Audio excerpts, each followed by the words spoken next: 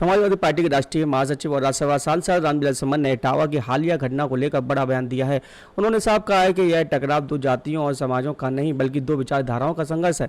उन्होंने कहा कि समाज को बांटने वाली ताकतें माहौल को गलत दिशा में मुड़ रही हैं, जबकि सच्चाई यह है कि पंडित वह होता है जिसे वेद और शास्त्रों की जानकारी हो, चाहे वह दलित हो या और कोई। सांसद शर्मा ने कहा कि जो लोग यह मानते हैं कि केवल एक जाति विशेष ही धार्मिक कथाएं पढ़ सकती है, वे भ्रम में हैं।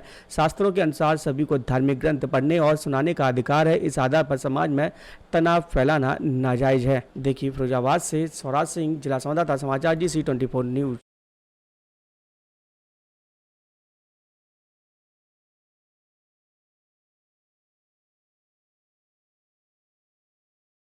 अरे वाह वाह वाह, के अंदर में तो कई बार याद किया बात ठीक है। और घर परिवार तो ठीक है। अरे नहीं हमारे पुराने मित्र हैं, बहुत अच्छा लगा।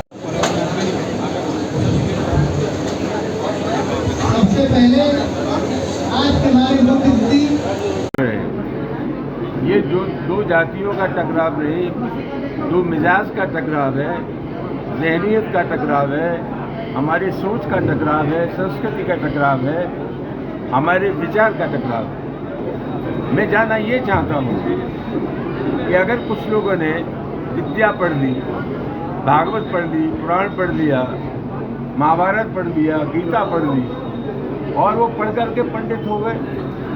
पंडित का जो काम है अगर किसी जाति विशेष के लोगों ने कर लिया, पिछड़ों ने कर लिया, दलितों ने कर लिया, तो कौन सा पाप हो गया? जो लोग ये समझते हैं कि हमारी बकौती है वो गलत फहमी के शिकार हैं। और मैं समझता हूँ इस आधार पर तनाव पैदा करना किसी भी कीमत पर न्याय संगत नहीं। आगे आप भविष्य में क्या देखते हैं कि चुनाव बिहार का नज़दीक है, यूपी में भी अभी छोटे चुनाव प्रधान वगैरह के होने वाले हैं, क्या जातिवाद की बातें और ज़्यादा बढ़ेंगी? मैं जातिवाद की बात नहीं जानता। जहाँ तक राजनीति का सवाल है, राजनीति सिद्धांतों पर होती है, उसूलों पर होती है, विचार पर होती है। और आज दुर्भाग्यपूर्ण स्थिति ये है कि जो राजनीति के मुद्दे थे वो राजनीति से गायब हैं। कुछ लोगों ने जाति और धर्म के नाम पर राजनीति की है। समाजवादी पार्टी जन्मजात इस विचार की विरोधी है। हम उसूलों पर राजनीति करने वाले लोग हैं। बिहार में समाजवादी पार्टी क्या चुनाव लड़ेगी? बिहार में समाजवादी पार्टी चुनाव लड़ेगी या नहीं लड़ेगी ये पार्टी का संसदीय बोर्ड तय करेगा। लेकिन हम ये जरूर चाहेंगे कि पूरे हिंदुस्तान में बीजेपी कैसे हारे, उसमें समाजवादी पार्टी अहम भूमिका का निर्वाह करेगी। डिप्टी सीएम का एक बयान है सर। सवाल है कि आजम खां की पत्नी ने अभी कहा है कि मुझे एक तरह से अकेला छोड़ दिया। आप लोग बहुत चालू हैं। आजम खां की पत्नी ने क्या कहा है वो तो आपने सुन लिया।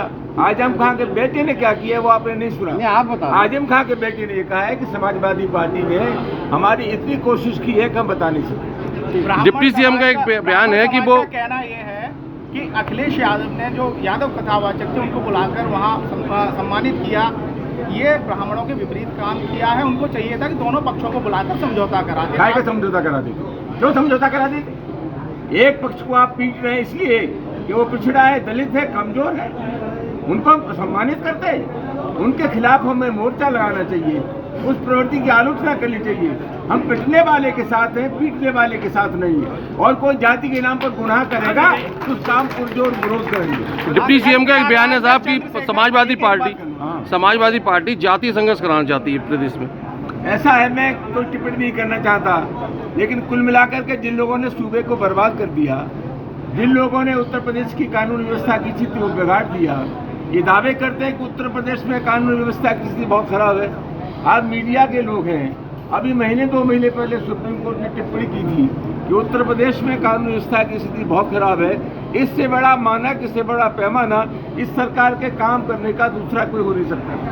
नगीना में कल चंद्रशेखर आजाद को डिटेन किया गया, उसके बाद वहाँ बवाल हुआ, रेप पीड़िता से मिले, क्या प्रतिक्रिया है आपकी? मैं समाजवादी पार्टी का कार्यकर्ता हूँ, दूसरी पार्टी के लोग क्या कर रहे हैं मैं नहीं जानता। मैं इतना कह सकता हूँ जनतंत्र में लोगों को अपनी बात कहने का अधिकार है, और कहीं अगर नाइंसाफी हो रही है तो उसका विरोध होना चाहिए। ठीक।